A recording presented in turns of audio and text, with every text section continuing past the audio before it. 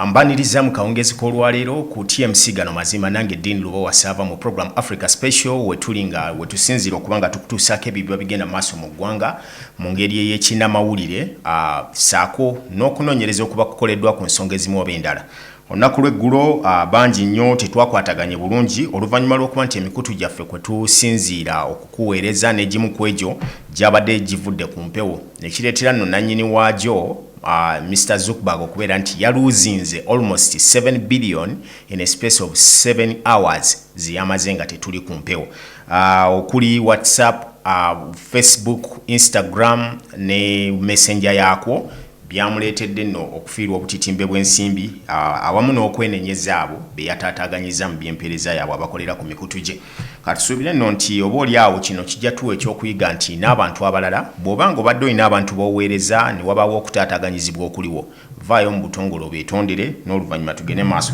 Ye omukulembeze w'eggwanga akyali mu ggwanga erya Dubai ku bugenyi bwe yagendako oba okwongera okwolesa saako n'okusakirira eggwanga okunoonya okulaba nti bamusigansimbi beeyongera okwettanira Uganda mbu bajje babeeko n'ensimbi ze bateeka wano saako n'okuteekawo emirimu nga bwe twabibalaze olunaku lw'eggulo ebyo byo bikyagenda mu maaso saako n'abo abeegattira mu kibiina bannayuganda abali eyo mu ddungu babawadde ensigo ez'embala ezikwatira ddala ku bukadde bwa siringi za Uganda 500 biramba basobole nabo okwekulaakulanya. Katusubire nti sente ezo zinaatuuka ku mikono emituufu oba okuyamba bannansi.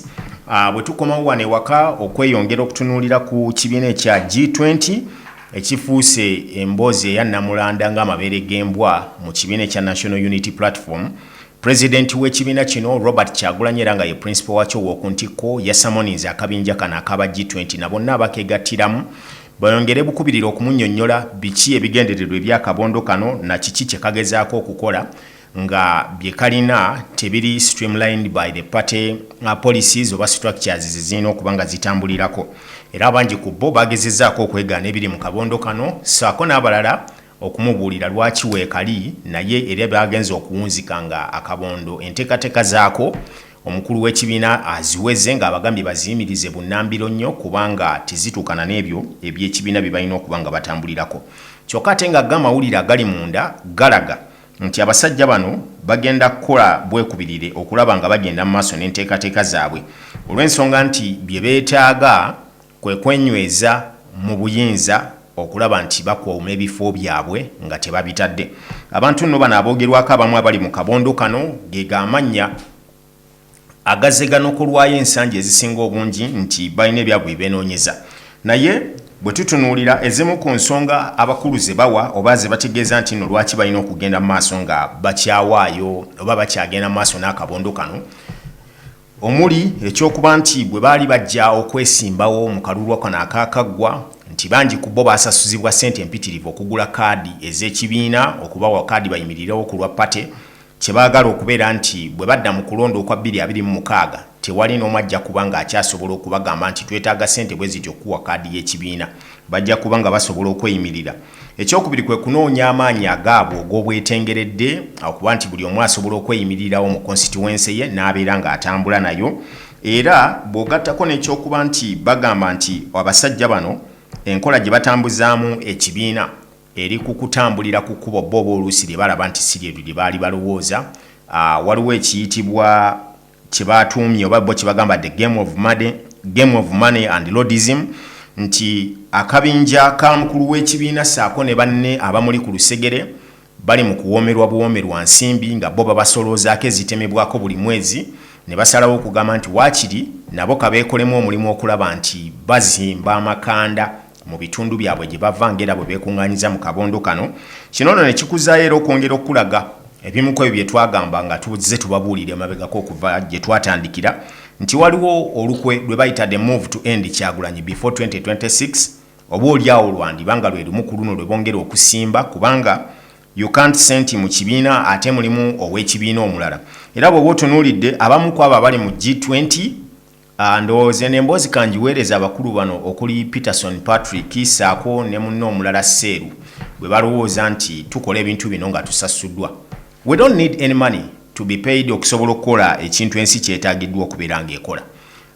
Waliwo ababaka bano bwe boogenze ng'obeetegereza waliwo era project yali eriwe y'okulonda speaker saako ne deputy speaker abamu ku baamulonda kigamba nti baweebwa ensimbi saako ne munakasiimu ak'emmotoka zihalia ate nga bw'ogenda okutunulamuko kwabo abali mu kabondo kano era be bamu ku abo betulaba bavuga ebika by'emmotoka ezo so katusuubire nti ne kino kye bali mu kutambuza ekya G20 bwe kiba nga si kyakusaanyaawo kibiina nga bali mu kunyweza makanda gaabwe abalala ndowooza bajja kitegera ng'obudde buweddeyo mu kaseera ke kamu era bwabaddewo n'okwemulugunya ku nsigo ezigenda zigabibwa buli mubaka wa paalamenti yayitamu n'ayingira paalamenti balina ebintu ebyabaweebwa nga bayita mu kibiina ekya Operation Wealth Creation kyakozesa akakiiko ka paalamenti okusobola okuwa buli mubaka ensigo za kasooli enkoko okuba nga babigabira abantu baabwe kati nsuubira nti bo bannansi ebyo mubikwate mu mutima mulungi mu bitwale kubanga zino nsimbi zammwe nga bannansi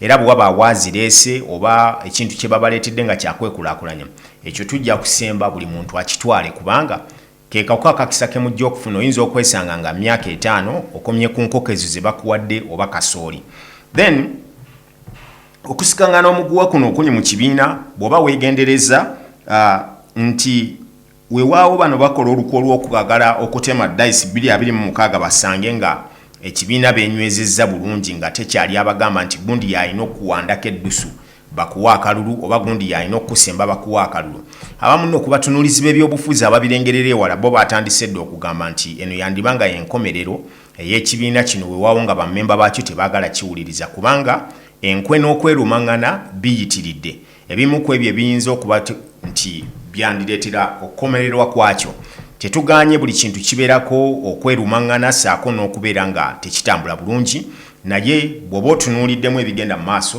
biyinza okuba nga tebikwatagana bulungi weewaawo njagala okutegeeza nti puroguramu eno ekutuusibwako bannaffe abamu Calunet Global Services okusinziira eddeira mu Dubai nga be bakutuusaako gw'ayagala okukola emirimu oba ayagala anoonya omulimu nga oli mu kyombo ky'Abawarabu naye nga gwabula dda weeyune mu Calunet Global Services okusinziira awo ku Sheikh Ziyad we bali bulungi nnyo we batuula era nga Mukalazi Michael saako ne banne bakola nabo be bayinza okuba nga bakwasaganya okusobola okugenda okutuukiriza ekirooto ky'ekyemirimu va mu kutangatanga mu ggwanga eryo bajja kukukwata bakusibe then bw'okomawo wano ewaka gw'ayagala okugula ettaka oba okuzimba n'okutunda saako n'okulaakulanya ettaka lyo bali yafaamu bakuzimbako mu bugazi okuviira ddala ku poloti okutuukira ddala ku acres osobola okweyuna 3ways property consultants abali erungujja ku Kamanya Road mu Lubaga division bajja kuba nga bakwasaganya ku ekyo ky'oyagala katukomewo katono nnyo n'ekitundu ekyokubiri nkyali Dean Lubowa Sava TMC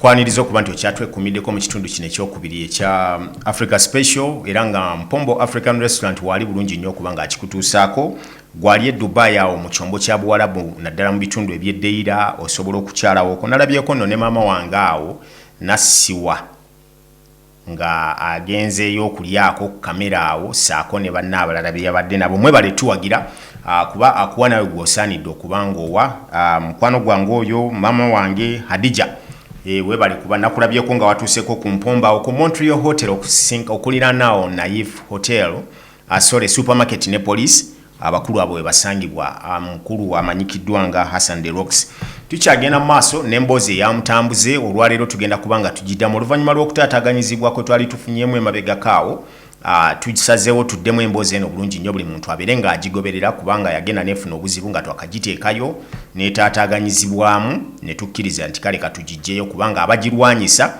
baali bangi era nga bagezezzaako okwagala n'okuhakinga mu gundi yaffe naye katugende mu maaso tuwulirize mutambuze biki byatugamba mu nnyumba eya Prime Minister's Office n'emivuyo egiriyo saako n'ebirala ebiringa ebyo kitundu kyakubiri Africa Special sooka owulirize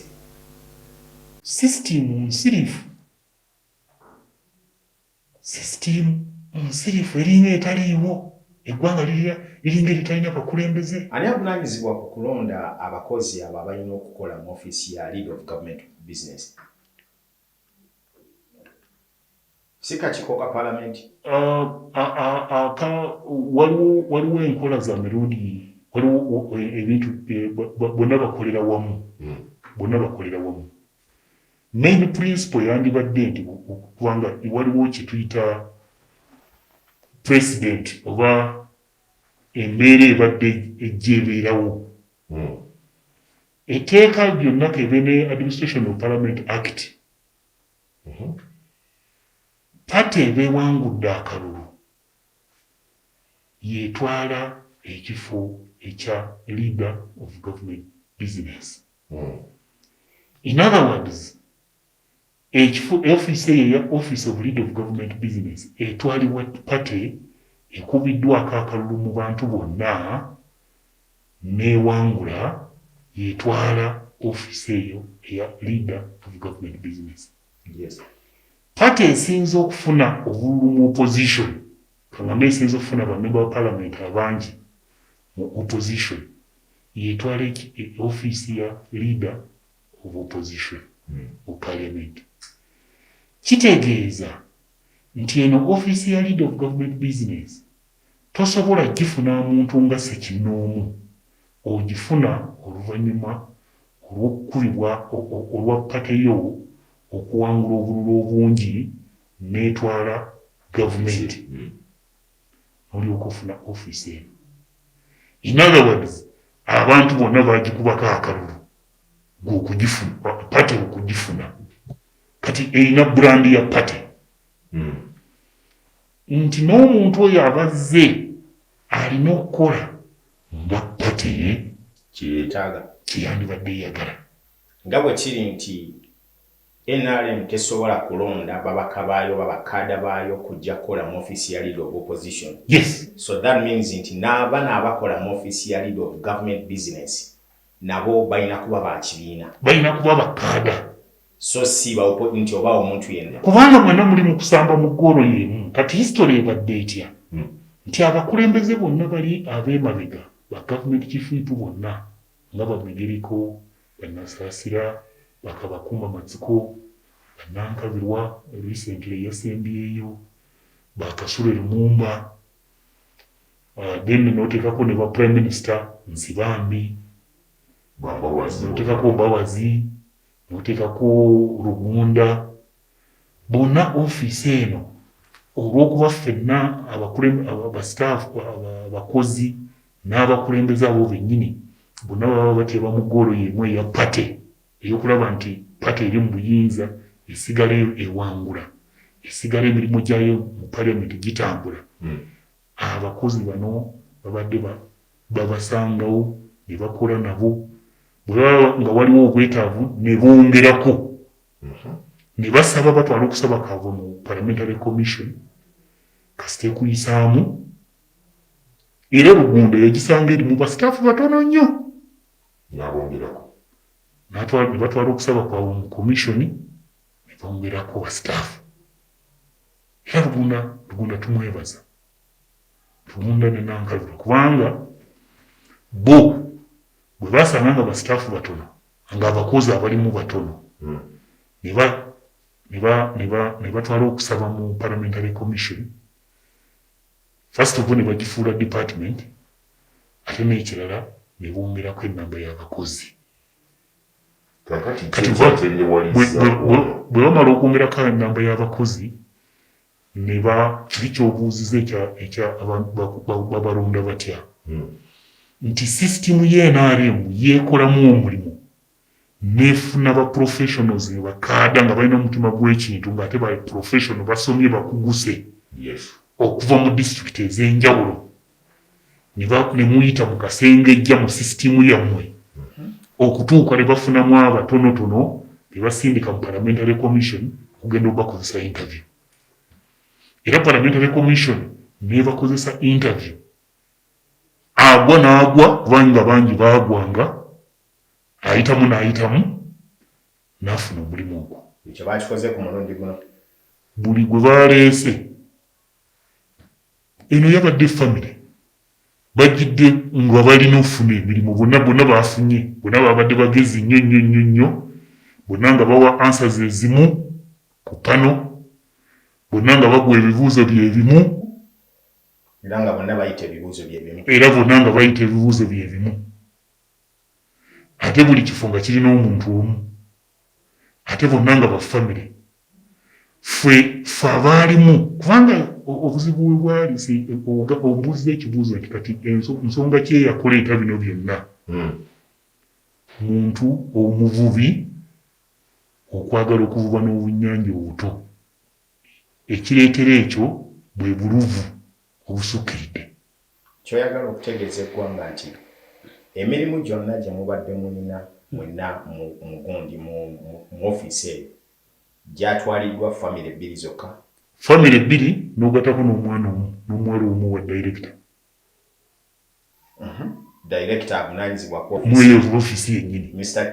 Kiza Charles Lwanga kubanga oyo ye technical person yabadde abazanyira naye byonna byenkugamba nti abaana nga bawa answers ezimu nga bagwa ebibuuzo byebimu bayita ebibuuzo byebimu ku pano era bebamu be baabikolanga be babayitirangamu mulimu komishona omu omukyala yali ajeedi naye kati olaba kati bayinza okuba nga bagwanga ebibuuzo nga byebagwa bya komishona chairperson wa pano naye nga ye tamanyi nti bano emabega wansi wano baba bidedde ebyabwe kubanga pano bwebeerako abantu bana ababiri nga bawadde eddavi bagenda okubuuza ebibuuzo nti ffe tugenda kubabuuza bino kati gw'omu ebyo bajja bigwa kaba bigwe naye bino ng'ate bonna bawana answers ezimu naye ng'ekisinga obukulu kyenjagala kulaga nti buluvu singa si bwali buluvu singa issue yali ya performance omukyala yandigambye nti buli omu Kiza Charles Lwanga mpa files z'abaana bano ababaddewo ntunule ku performance appraisal zaabwe. Mwali mwakola before anti kati iriire twatukola za appraisals nyingi kubanga standard measurement ya omukozi mu kitongole it is appraisal. If you're below average, I mean, if you are below average, if file yo bweba mu case toba wali corrupt, toba wali indisciplined, toba bakuwakuda warning letter, bino bivera ku personal files. Yandisabye parliament, HR department, agisaba personal files zaffe, nezi confidential files, nasaba department, nagisaba appraisals, ez'emabega zonna, n'atusengeka n'agamba nti okay, ono abadde performer, ono tabadde performer. Oyo muntu anoonyereza performer. Alyoka asalewo ani omutuufu ow'okukola naye, oba ani gw'atandyagadde okukola naye, oba ani gwe yandyagadde okuwa transfer n'amuteeka awalala n'amuwa opportunity endala. Kitegedde wateekwa okubaawo professional process ku mukulembeze owa level eya prime minister. Tabanga LC1 prime minister oli wa ggwanga lyonna, toli wa kakuumiro wekka. Zijuzi namulabanga agamba ab'ekakuumiro bo tebalina kuba mirimu. Kitegeeza nti tannamanya nti ye prime minister w'eggwanga lyonna. Ate sinab'ekakuumiro bonna nti be baafuna emirimu. Njwemu ebeera ekakuumiro.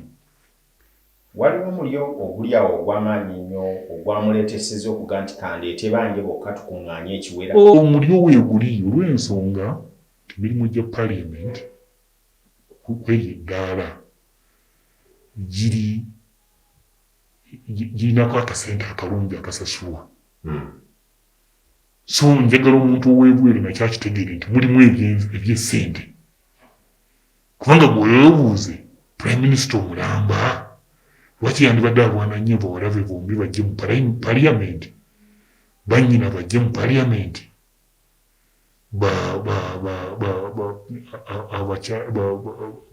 abakoove bajje mu parliament, lwaki? So omulyo weeguli, omulyo weeguli era gwe gusinga okuleeta kanaaluzaala.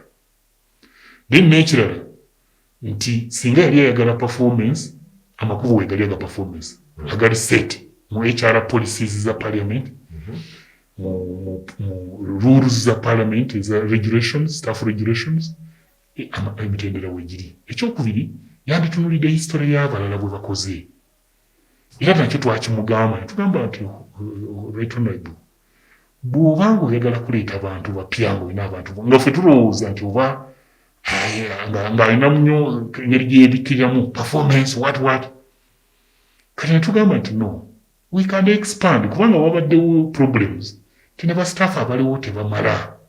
Baba wabanga ki nga tutugenda baba wekiseera ekimala ekya prior notice tugeze omwezi oba emyezi ebiri nti mu winding up temugenda kudda wiiki bbiri ng'ate nazo bazitadde ku WhatsApp group yaffe. It wasn't even informed. Tebatuwandiikira nga n'atuwandiikira si alina otuwandiikira. Oyo director Kiiza Charles Rwanga. Ate nze yali abaddeko ne president wa Rotary. Nze ndowooza yaswazizza nnyo ekitiibwa kya Rotary Club. Kubanga omuntu ali ayise akulembeddeko ebitongole ng'ebyo ebya Rotary yandibadde ng'alinamu ekimulumiriza muli mu mutima okukola ebintu ebiri mu mateeka.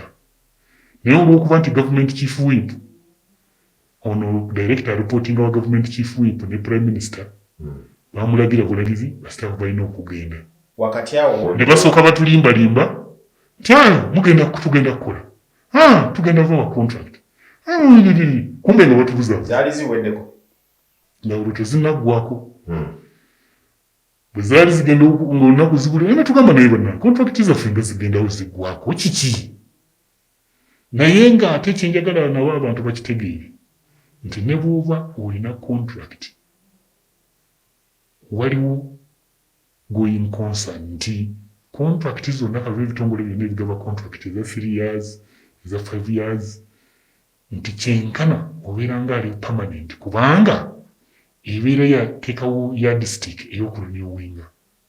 Waliwo contract ezimu nga ziri time bound nga zigamba ogenda kukola naffe emyezi 3 bwe ginaggwako nga tezina kirala kyezongerezaako. Naye ezaffe zaali ziraga nti ogenda kukola naffe emyaka 2 n'ekitundu contract yo ejja kubeera renewable upon satisfactory performance. Nti ejja kubeera okuzzibwa obujja ng'oyise maaka ey'okukola ebyebyo bye bakuteekerawo okukola. Omanya otya maaka eyo nti wagiyise ng'okoze performance appraisal. Ye standard, professional standard mu nsi yonna. Twazikola bulungi nnyo mu Gwokuna ne ziraga abamu nga bali very good, abamu nga bali good, abamu nga bali excellent. Naye n'abamu abali excellent babatwala. N'ekirala kyenjagala okutangazaamu nti ku bakozi 19 basigazaako 5. Lwaki abo basigaza? And abataano abo ba officer level. Bano tuletere chai kula. Officer level nti officer police analyst. Liaison officer. Officer level. Nti eddaala eriva ku senior n'okudda waggulu principal.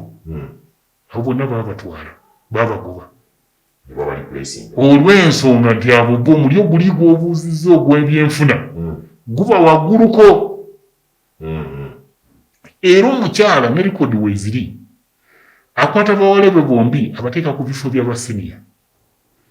Naye bawala be tebalina history ya kukola mu ofiisi etegeerekeka. Era bino byalimba nti bakola mu parliament nti baali bakunja omu yali akola mu parliament kifu nnyo omu alina ne flat degree naye yali amurekomendize ku bwa senior. HR department negaana negamba no ono gw'orekomendize ku senior tasobola kubanga alina flat degree. N'amuteeka mu kifo eky'okugaba caayi n'okutambuza empapula obwa office assistant. Buli kika kyo kwe kulyoka n'agenda mu kifo ky'obwa office assistant. Bwe yabadde ayogerako kubanga ekyo ekifo ky'obwa office assistant qualification yakyo ya senior 6 kati ono wa flat degree ayitawo. Kati ono wa flat degree ayitawo. Yagambye nti bamukonjera bamuwaayira. Namulabyeko mu mawulire ng'agamba nti yawadde mwana omu muwala we era n'amuwa omulimu ogw'okumuyambako. Anti nze nkunnyonnyodde nti omu Nakasumba Farida Simainoli Nakasumba Fatina. Bonna be bannakasumba. Be bannakasumba. Omu ye senior liaison officer. Ate nga n'oyo experience ye okuggyako okumukwatira ensawo. Nga bw'aba agenda mu katale okugenda okugula emmere n'amukwatira ensawo. Nategera bagulamu ennyanja n'emmooli. Bw'aba agenda okugenda ekakumiro n'agenda naye mu mmotoka. Tewali nnyo kyamaanyi, talina nnyo experience eyali emutusobozesa okugenda ku bwa senior liaison. Another question, wakati awo mu hierarchy waliwo deputy prime minister for lead of government business, Honorable General Moses Ali. Bina bimanyiko era is also part of the game eyokuba terminating tali part of the game. Kyekiseera yali mulwadde. Bataliiwo batali mu ggwanga. And he has been a senior member in that office. Takkaanya nakyo kubanga tekitambulira ku misingi gya NRM. You see, nze bwe ndaba history ya NRM na NRA, Revolution Struggle. Among the 10 points program, point number 3, bateekamu elimination of all forms of sectarianism. Lwaki ndowooza nti ono omukyala eyo point yagimenye era teyagigoberedde? Nti kubanga ffenna abava awalala mu disitulikiti endala, ffenna ab'amawanga amalala, ffenna naye nga ffenna tuwagira ekintu kyekimu, tukola emirimu gye gimu, tuli bapafooma, tukola ki? Teyayagadde kukola naffe. Obaani naye kubaani nga mwali mwamuyiza ddala ng'abalabaawo. Isi obukulembeze kitegeeza ki? Obukulembeze bw'oba omukulembeze olina engeri y'ebintu gy'obikwatamu ey'enjawulo okusinziira ku muntu ow'oku kyalo akola ebintu mu ngeri ye gy'ayagala oba akozesa obutamanya. Ne bwe mba nga sikkiriziganyangako naawe naye kati enkeera n'enfuuka kaŋŋambe president oba prime minister, bw'obanga olina kye wansobeza nnyo okugoberera amateeka. Ne bwe wandibaddewo indiscipline cases mu baana bano kaŋŋambe, kubanga sijja gamba nti we are angels nti buli omu ali perfect. No. Ne bwe wandibaddewo indiscipline cases, bw'obeera ku eri eddaala waliwo stages ezihandulinga indiscipline cases. Ne mu HR manual ya parliament ne mu staff regulations za parliament zirambika bulungi engeri disciplinary cases gye zina okuhandulingibwamu okutuusa ku nkomerero gye tuyita nakyo tukiyita actually ne mu constitution mulimu fair hearing. Constitution, that is a right. It is a right. It is a right gyotalina kugaana muntu nti omuwa omwagaanya neyeeyogerako n'oteekawo emitendera bw'asangibwa ddala nti ali indiscipline ndi oba ki n'ezi offenses ez'enjawulo weeziri. Naye wano mu ggwanga lyaffe tetugambanga kwera NRM system gye yateekawo, tetugambangako nti n'akubya omwana oluyi bamutemeko omutwe, nassa omuntu naye bamutemeko omutwe, neyatunudde obutunuzi naye bamutemeko omutwe. Kyeyakola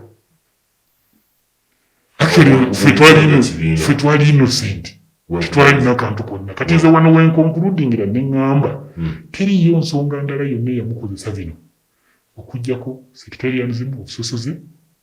Agamba nti nze nakukola na banyolo bwange bokka. Actually n'amawulire ge nnina mu batono abaasigalayo bw'abaako amutwalira ekintu amuvuma nnyo n'amulengeza. Ayagala bali ababe be baba bajja okwogera naye era be baba bajja okumunyonyola. Kati busosoze buli extreme.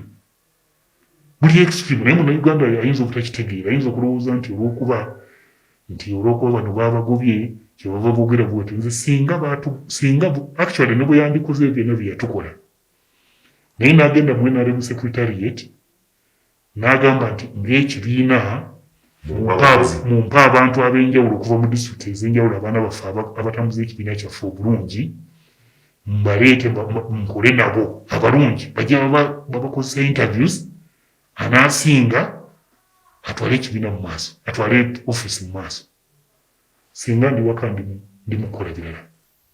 So ekisinga okubaluma kubagoba ku mirimu ne baleeta ab'eŋŋanda zaabwe, so ofiisi efuuse y'abakika mikwano n'abakulu. Kubanga n'ekirala ffe abalina omutima gwa system, ffe abalina omutima gwa governance ennungi kituluma olw'ensonga kigenda kutta system yonna. Wano tetusobola kusukkawo katusooke tugende n'ekitundu kino ekyokubiri nga tukirinyemu wakati then n'oluvannyuma tukomewo n'ekitundu ekyokusatu Africa Space ekyagenda maaso. TMC.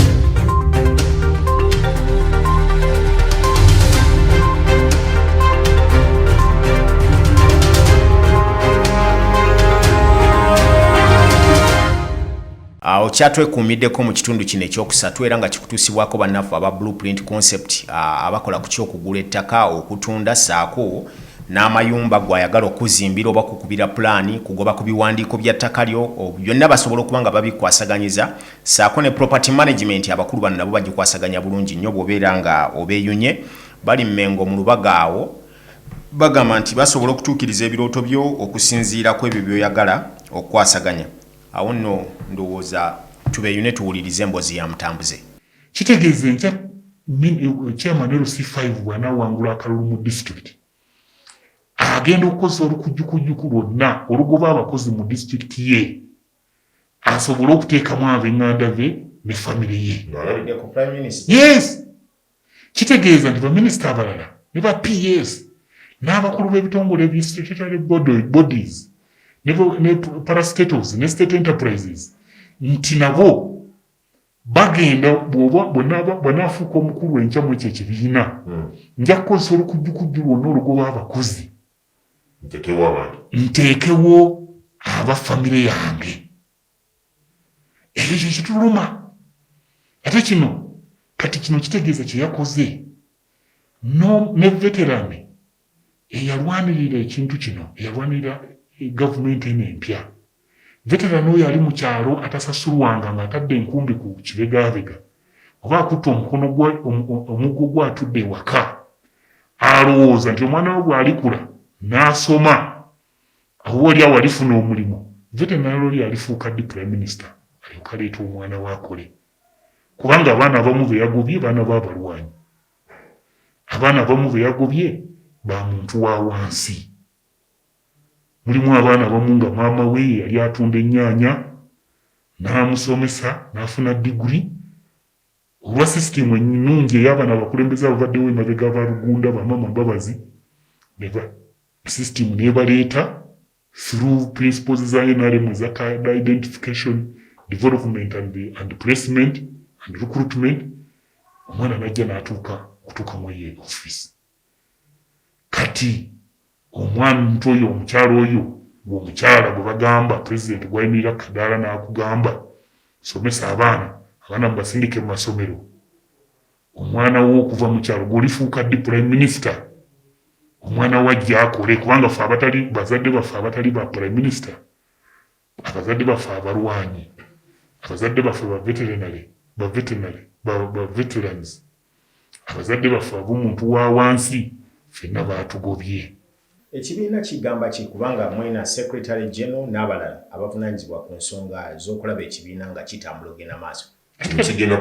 Kino kituluma tekigoberera byeyakoze tebikwatagana na principles za kibiina. Ekibiina kisirise oba bamaze kwekobaana byeyakoze tebikwatagana na principles za president ez'omuvubi oli akwata oli yali omu mu bantu mu bagundi ba apostles 12 aba Yesu. Kino kyeyakoze kya buvubi, envuba embi, abavubi ababi, era ono muvubi mubi bano be bagoba ku nnyanja ku mayanja wali abavubisa obutimba obubi, ono muvubi mubi. Kati tetunalaba system bwe responding. Abakulembeze bonna tetulaba boogera. naye nga abasinga obungi bagamba waayi oyo muvubi wa pulezidenti yandyagadde okuyambulera era yiye bwejuzi bwe bamugamba kaba mawulire yagamba nti pulezidenti yagamba buli akwata ku famire ye ng'atabuka kati noono naye yeyenkola ate n'ekirala kye namulabyeko ye mukyala wa butaala kikyotegeeza ayagala nnyo okulabikalabika ye mukyala wa kabandabe kabannengere kabampaane byamaanyi byakakola tewaliwo tteeka limuvunaana mu kino kye yakoze yamenya amateeka ga mirundi ng'esatu abuse of office 1 erya sectarianism 2 erya nepotism 3 era anti-corruption court emuvunaana naye waliwo omu yaŋŋambye nti kati oyo engeri gyakyali mu kitanda kye kimu ne pulezidenti kizibu nnyo omuvunaana naye olunaku gavumenti lweribanga emukooye bali kuyita oba bali tuyita netugenda netumutwalako omusango era tujja n'abamawulire bajja kujja batusinkane bamukwate n'obumukwata. In the public, there is someone who made a statement that by the end of her term, ajja kuba omu ku abo the most corrupt officials in that office. Is it true or not? No, naye ono is just a bad fish. Is a corrupt person already. Is a corrupt history ye eri clear. Lwakuba ffe tusirika. Bwe yali RDC na assistant RDC. Files ziri clear. Byakola ebusiya. Otyo? Bwe yali assistant RDC ne bamususpendinga namu. Bwe yali akoze biri clear. Bwe yavaayo bwe yali secretary treasurer w'NRM parliament. Bwe yali treasurer bye yali akola ng'alya ssente n'abatonotono mu parliament tubitegeeye tubimanyi. Tukuba nti tusirika naye nga tusobola obijjayo. Tubuulireko. Bye yali akola juzi oyo omukyala Ssebo waliwo lwe yavumako ne pulezidenti nga muvuma lwa butabawa allowance nga bagenze mulaba. I remember that. Olwo yamuvuma. Kati oyo omuntu gw'odiringa naye. You talked about the 15 billion going into the wrong hands ez'abantu nenga sente ezo zaali ziweereddwayo okuwa omuntu wa bulijjo yeddaabirize mu covid ono yali gwe baali batugaliddemu. Zaatambula zitya okwonooneka kubanga bannayuganda bangi nnyo beetaaga okumanya ki ekyalemesa abantu abasinga obungi okufuna sente ezo. Byonna bipange. Mwalimu double click byonna byali bipange. Sente tezaagabwa. Byonna byali bipange. Mulimu abamu abafuna message nga sente teziriiko nga tekuli ku sente. Kati bali bagezaako okucyankalanya system ne bakola double clicking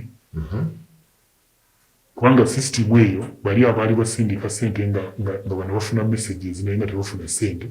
Kati waliwo awamu ndowooza weetuuka ne kibalema ne bakola double clicking instead abantu abamu miliyoni 600 oba ayogerako 600 naye nga batekukuba bangi. bagamba abantu 600 babakolera double click. Entries ze miliyoni 600 ezo ne zigenda mu rongo ate n'abantu ne baba affectinga ne bagenda ne bablockinga line zaabwe. Can you imagine? Because of double clicking. Tabadde eyo gwe mukubbako baali babba sente zaabwe. Ono n'afuna ekyawa emirundi 2. Ate oli n'agamba nti ne line zo ne baziblockinga. Baali battira abantu ba mirundi 2 ne battira ebitongole ebya network batta business z'ebitongole ebya network ebya MTN ne Airtel kubanga kati line zezo baziblockinga baitu bakuba amasimu tebareceiving ko sente ne baziblockinga. Secondly ne bakuteeka mu stress gy'otaalagidde.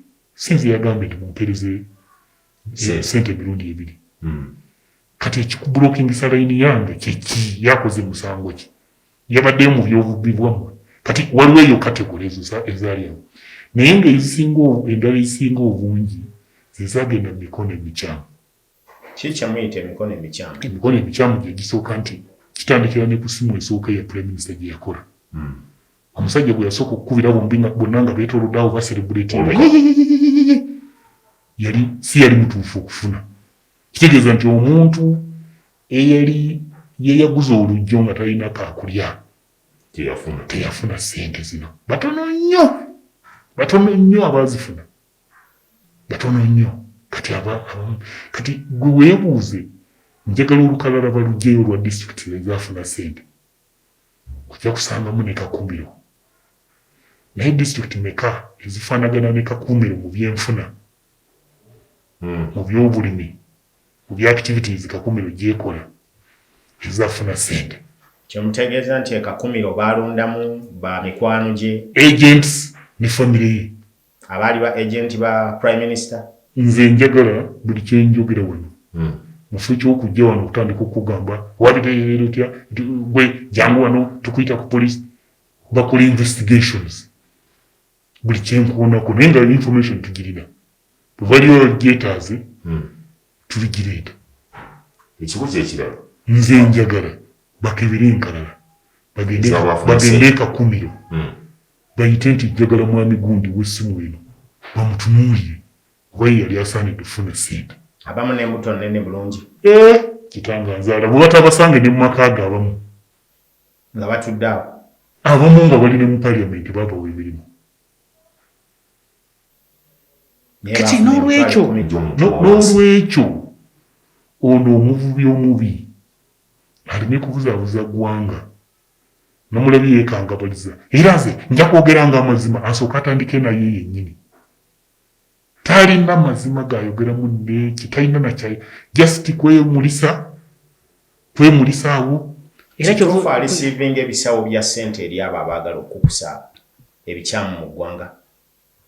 Bw'olimpita omulundi omulala ekyo nakyo nja kudda nakyo. Ngenda kwongerayo omukisa omulala. Naye nga answer tuzirina. Nze ekyo kati nkimulekedde.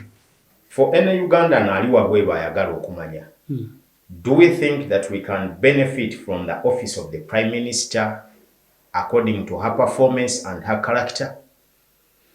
Mpozzi nga waliwo ekyenjawulo ekikolebbwa. Like what? Okumukubako n'okuteekawo controls ezimala. Bino byabadde agamba nti ayagala kuvuga, njagala abakozi abange be naakola nabo, njagala ki byonna bya bubbi. Ali mu kwetoolooza kukola sisitimu ye empya asobole okuba nga bw'anabba ssente azibbe yekka ne gurupu ye. Byonna bya kibbi. Naye kati tasobola at the moment ayinza obutaba, oba ne bw'aba nga ali aweya ayinza okuba nga talina correct information. Nga bamugamba bamafiya bamukuba. Nga bamubuzaabuza. Kubanga ono ye mulimba mulungi ajja kutuuka mu maaso ga pulezidenti yeegonze, yeefuula omulungi, yeekaabye, agambe nga bamafiya bwe bamukuba. Naye bamafiya ki? Kati kino ekyokuleeta bawalabe era bamafiya be baava ovuga ne babaleeta mu ofiisi. Bano bakazini be, baniisi, omwana wa ssenga, omwana wa muganda wange, n'omukyala wa mwannyina. Omukyala wa mwannyina. Naye yamulese namu. Kati ne mwannyina naye omu bamutransfarinze mu nkola ey'ekimpatiya ne bamugja e Kakumiro ku bwa town clerk ne bamuleeta mu ofiisi ya pulezidenti ku levu endala. Naye nga byonna bya kimpatiira, yateeka pressure ku Kakande n'ateeka pressure ku Chairapu kugumanya gundi ono wa public service n'amuteekako pressure. N'agamba nti naye mukyala ye mu nnaku z'ekikumi akoledde family.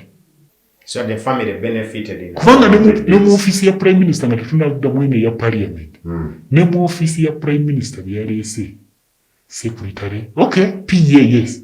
Naye nga ne PA alina corruption scandal. Bamuyita Kawa. PA we alina corruption scandal. Yika batutankuule nabyo tujja byogera.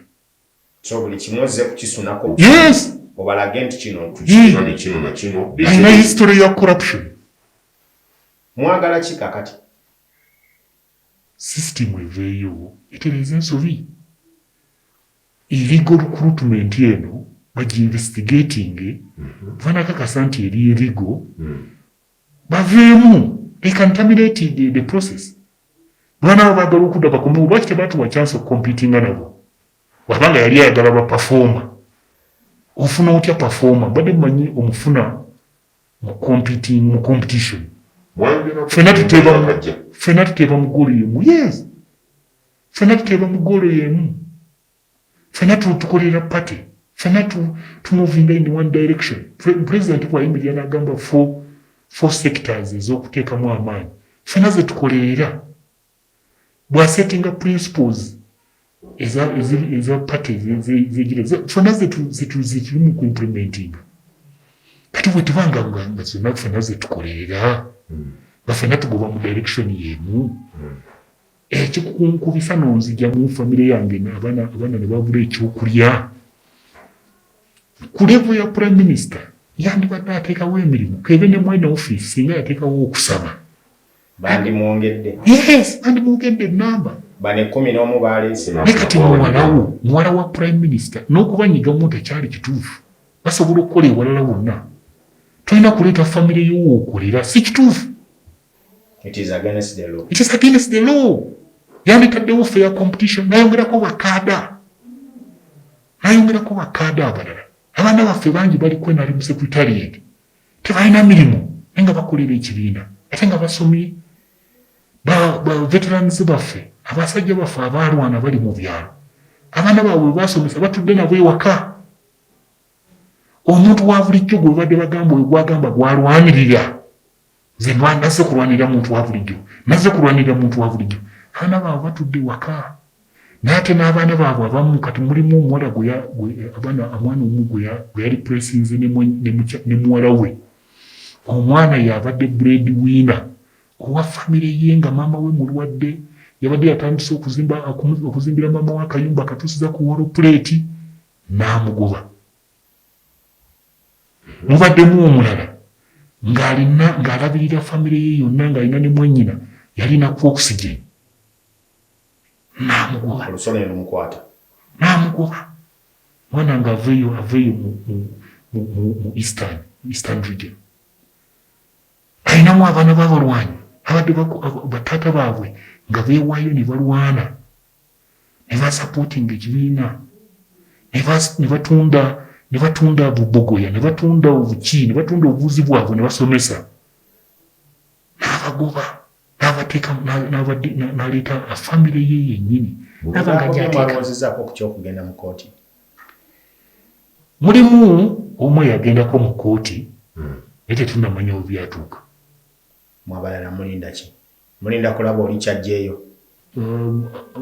Manyi mulimu okusooka n'olowooza kubanga waliwo n'etteeka lino eryo mu labor courts bakugamba wasooke wayitewo emyezi 9 okugenda mu labor court. Kati ekyo nakyo tukyakirize tulabe. Naye ate n'ekirala oli yagendayo ng'ayagala yimiriza process ya recruitment. Bamugamba obudde buweddeyo nekitasoboka kugiyimiriza. Naye ne tulowooza nti kati sisitimu ejja kutunula erabe emanye nti maybe erinako kyalina okukola. So kati musigaza kyakuba nduulu abadduukirize bawulire basobole okujja okutaasa. Nekyateeka likyaliwo kubanga etteeka terivunda. Bwe nayitawo emyezi 3 batufulumya okuva nga 1 August. So that means by November mujja kuba musobola okugenda mu labor courts. Wow, waliwo ensonga endala gye weetaaga okwogerako nga tetunafundikira? Nze kyenjagala okutegeeza Bannayuganda nti abantu bano ababiri abazze mu ofiisi bonna bakomitiiza ekikolwa kya corruption. Bitaaga okubeera investigated. Prime Minister. Banamusobola. Naye ete amateeka weegali enaali mu nnaku yetugamba. No one is above the law. Nti yateekawo rule of law. Kati katugirabe. ekirala system erina okuvaayo ecleaning this mess before it goes worse. Yes, because kati omuntu agenda kumanya system ebisobi zaayo zeekola naye sina system weneefuukira part of it ng'esirise essaawa eno ky'abantu babiri be bakikoze kyo kyenjagala okulungamya kayebwa ne Nabbanja ne director waabwe Kiza Charles Lwanga kati system yerina okuvayo gavumenti no kino si kituufu ne bw'otandyagadde bali wanditaddewo process ennungamu n'olikuluutinga bakaada nga banaakola so si kuleeta famire zammwe kubanga one kiwa ekyokulabirako ekibi mu bakulembeze bonna n'ebitongole ebirala ekyokubiri kikolwa kya corruption kya sectarianism ne nepotism ekisemberayo ddala kyenjagala bannayuganda bamanyi nti ne chief whip naye tali clean nnyo njuzi twamulaba wano nga bba amasannyalaze teyakoma ekyokubba amasannyalaze n'akuba n'omwana eyali azze okugabala omwana n'amukwata mu katanda nadda wali ne yeetonda ereredde kati omuntu bw'atyo omukumpanya ng'oyo tadye bubbi masannyalaze naye akuba n'abazze okugaggyako nga bamukutte agabba kati ate ku kino nga bamukwasiza office ey'amaanyi ng'eyo so mulina obweraliikirivu nti naye agenda gikumpanya so muzeeyi president abavubi bewaleese mulimu abavubi ab'envuba embi ekyo kyenjagala amanye abavubi bano naddala bano balina extra arms zino ezisobola emikono gwe tuyita ogw'omukaaga abavubi bano ebyekibiina eby'omutima gw'ekibiina ebyaki okugjako Nabbanja yayambala yero just kabandabe n'ayambala yero n'omulaba nga yenna atambula yenna ayambadde yero ebikolwa Museveni bunaku yabyogera agamba nti tujja balabira ku bibala byabwe n'ebikolwa byabwe ebikolwa tebiri mu layini ya pati bya butyoboozi weewaawo nabagambye ono tumuyita Mutambuze lyerinnya lye twamuwadde olw'okusigaza ebyokwerinda bye bibeere nga biri safe byonna ebisinga tubiwulidde nga bw'abadde abyogerako era nga tusaba nti wano tetugenda kusukkawo katusooke tukome wano tukyagoberera emboozi eno paka okutuusa lwe tunaafuna amazima gennyini gonna ogamalayo kuba muwulidde mulimu ebikooneddwako era nga byetaaga okwongera okwekenneenyezebwa oba oliawo ne prime minister bwe tunaba tufunye omukisa ng'akkiriza okwogerako gye tuli tunaamutuuza naye katebe n'atubuulira